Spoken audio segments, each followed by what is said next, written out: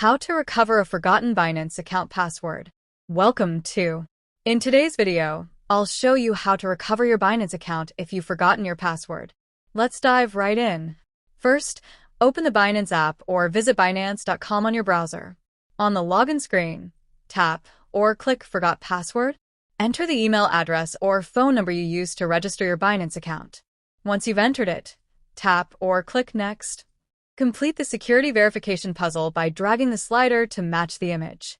This is a standard Binance security step. Binance will send a verification code to your email or phone.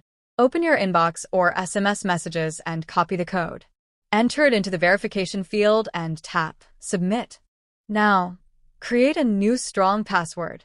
Make sure it's at least 8 characters long, includes uppercase and lowercase letters, numbers, and special symbols. Re-enter the password to confirm, then tap Submit.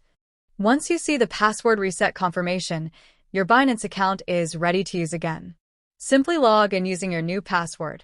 A quick tip: always enable two-factor authentication, 2FA, for added security on your Binance account.